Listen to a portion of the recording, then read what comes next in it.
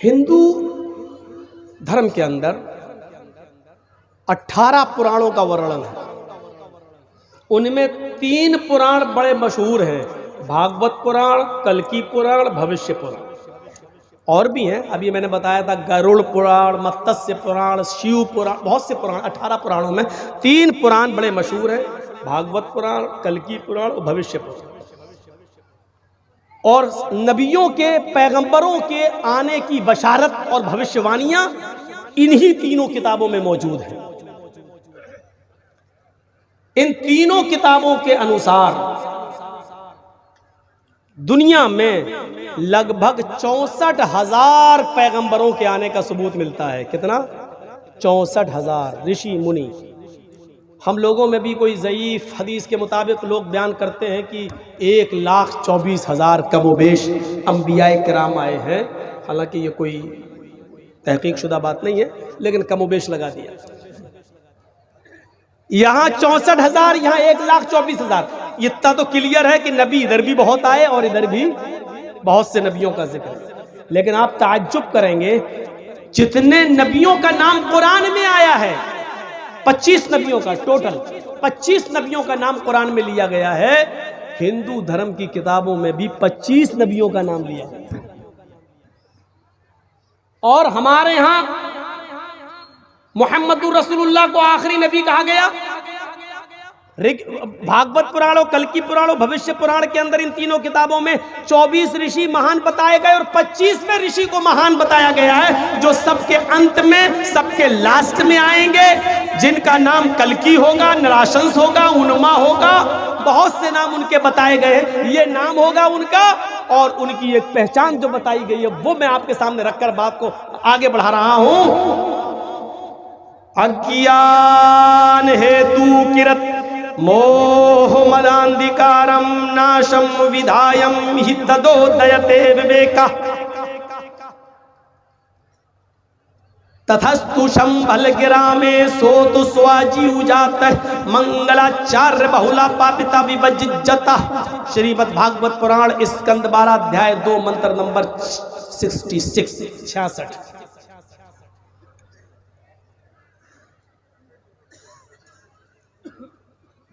अज्ञान हेतु किरत, जिहालत जब आम हो जाएगी, ज्ञान मिट जाएगा, जिहालत आम होगी। हेतु किरत, सबका हितकारी आएगा उस वक्त। अज्ञानता, जुल्म, जिहालत आम होगी, अज्ञानता यानी जिहालत बढ़ जाएगी। तब इस अज्ञानता को मिटाने के लिए सबका हितकारी आएगा। सबके हित में, सबका हितकारी, मुसलमान का नहीं, सबका हितकारी। जैसे सूरज की रोशनी सबको मिलती है, हिंदू और मुसलमान के लिए अलग अलग सूरज नहीं है, एक ही सूरज। हिंदू और मुसलमान, सिख और ईसाई, पूरे देशवासी बल्कि दुनियावासी का, जगतवासी का, विश्ववासी का एक ही सूरज है। ऐसे ही अंतिम महर्षि, अंतिम संदेष्टा जब आएंगे तो वो पूरे जगत के लिए होंगे, पूरे विश्व के लिए होंगे। और वो किसी एक धर्म के विशेष नहीं होंगे, एक धर्म के लिए खास नहीं होंगे, बल्कि वो हर एक मजहब, हर पूरी दुनिया वालों के लिए होंगे। काफतल लिन्नासी बशीरन व नज़ीरा, हमने आपको पूरी दुनिया वालों के लिए खुशखबरी देने वाला और डराने वाला बनाकर भेजा है। वमा अरसलनाका इल्ला रहमतल लिल आलमीन, ऐ मोहम्मद सल्लल्लाहु अलैहि वसल्लम, हमने आपको पूरे विश्व के लिए रहमत बनाकर भेजा है। तो पूरे दुनिया के लिए आएंगे। नाम भी बता दिया, इससे ज्यादा स्पष्ट क्या हो सकता है? मोह मदांधिकारम नाशम विधायम हि तदोदयते विवेका। उनका नाम मोहम्मद होगा, मोहम्मद, उनका नाम मोहम्मद होगा। अंधिकारम नाशम, उनके आने के बाद दुनिया से अंधेरा मिट जाएगा, अंधेरा नाश हो जाएगा। मोह मदांधिकारम नाशम, वो अंधेरे को नाश कर देंगे, वो अंधेरे को मिटा देंगे।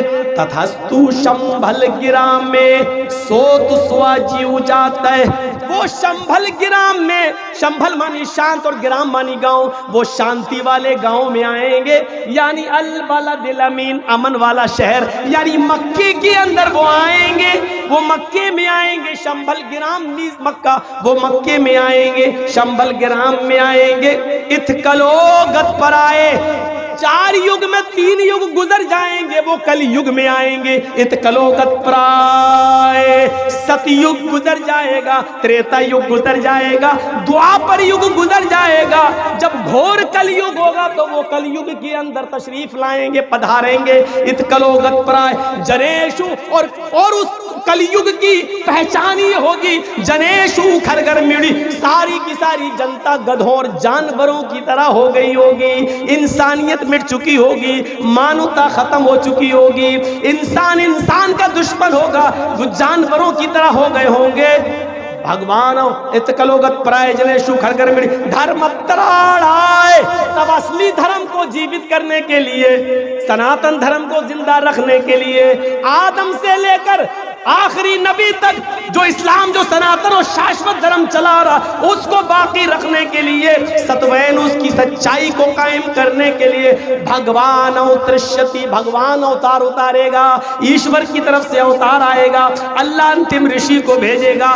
नाम बता दिया क्या होगा, मोहम्मद। उनके आने के बाद अंधेरा नाश हो जाएगा, अंधेरा मिट जाएगा। कहाँ आएंगे, शंभल गिरा मेरी बता दिया, मक्के में आएंगे। और ये भी बता दिया कि वो कब आएंगे, 3 युग गुजर जाने के बाद, सतयुग, त्रेता युग, कलयुग और द्वापर युग गुजर जाने के बाद कलयुग में आएंगे। ये कलयुग ही है हिंदू धर्म के मुताबिक। और मक्के में आएंगे, और क्या कहा, दा चतुर्भ्रातृदेव कृष्यामि कलेच्छेयम, इस धरती पर आने के बाद वो ऐन जवानी में 40 साल की एक स्त्री से, 40 साल की एक औरत से शादी करेंगे। सालम द्वीप की रहने वाली होगी वो, सालम द्वीप का तर्जमा होता जजीरा, जजीरे की रहने वाली एक स्त्री से वो शादी करेंगे। और जिस औरत से वो शादी करेंगे, करने वाला जवान होगा, ऐन जवानी में शादी करेंगे, और जिससे शादी करेंगे उसकी उम्र 40 साल की होगी। मोहम्मद रसूलुल्लाह ने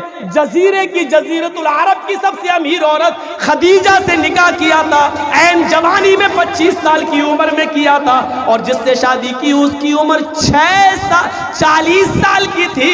40 साल की उम्र की औरत से शादी की थी। षष्ठम शिशुअस, उस औरत से उसके 6 बच्चे पैदा होंगे।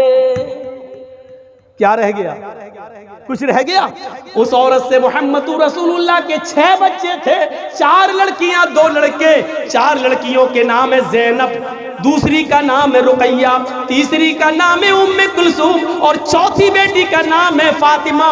और 2 बेटे उनसे पैदा हुए, एक बेटे का नाम है कासिम और दूसरे बेटे का नाम है, मेरे भाइयों, तैयब और ताहिर जिनका लक़ब है। मेरे भाइयों जरा गौर करो, अब्दुल्ला, ये 2 बेटे तैयब और ताहिर जिनका लक़ब था, एक कासिम एक अब्दुल्ला, ये 2 बेटे पैदा हुए, 4 बेटियां। और हिंदू धर्म की किताब कल की पुराण, भागवत पुराण ये कह रही है कि वो 40 साल की स्त्री से, औरत से शादी करेंगे, और उस औरत से उसके 6 बच्चे पैदा होंगे। उस औरत को जोड़ने के बाद उस परवाहिड़ो बधु बंतो द्युदशा, उस नबी की, उस कलकी की, उस स्त्री को जोड़ने के बाद टोटल 12 बीवियां होंगी, 12 पत्नियां होंगी।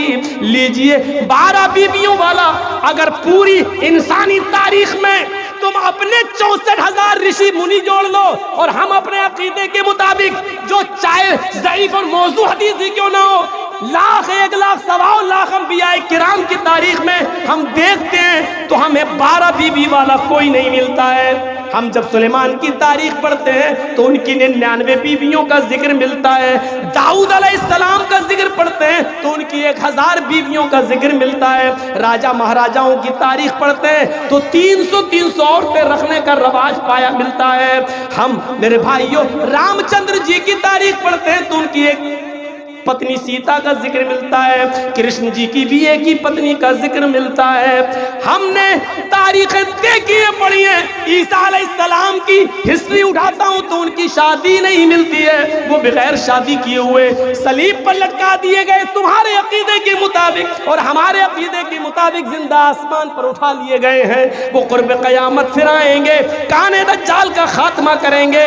हम उस तरफ नहीं जाना चाहते हैं, हटना नहीं चाहते हम वेदों के मंत्र से। मेरे भाइयों आओ, इतना कुछ करने के बाद का वो ऊंट की सवारी करेगा, यानी उस बस्ती में आएगा जहां ऊंट की सवारी होगी। अल्लाह के नबी ऊंट की सवारी किया करते थे, ऊँटनी का दूध भी पिया करते थे, और ऊँटनी जजीरतुल अरब रेगिस्तानी इलाके ही में पाई जाती है। इसका मतलब ये कि आखिरी नबी रेगिस्तानी इलाके में आएगा, जजीरतुल अरब में आएगा, और उसकी 12 बीवियां होंगी। 12 बीवियों वाले सिर्फ मोहम्मद रसूलुल्लाह नजर आते हैं।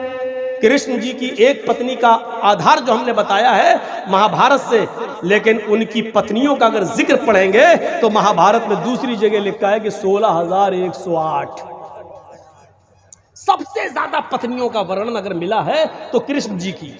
बहुत से लोगों ने इस पर गाना भी बनाया, चारों तरफ गोपियां बीच में कन्हैया, तो वो एक अलग चीज है। बीवियां ज्यादा होना ये गलत नहीं है, पत्नियां ज्यादा रखना गलत नहीं है, लेकिन सवाल यह है कि 12 बीवी वाला आखिरी नबी होगा, जो आखिर में आएगा उसकी 12 बीवी होगी, और हम आखिरी नबी को ढूंढ रहे हैं हिंदू भाई हमारे। तो आखिरी नबी की 12 बीवी, और 12 बीवी किसकी थी?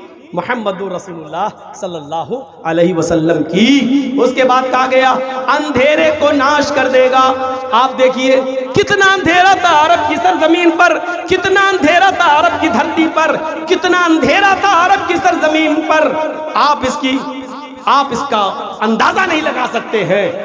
जुआ, अब आइए थोड़ा सा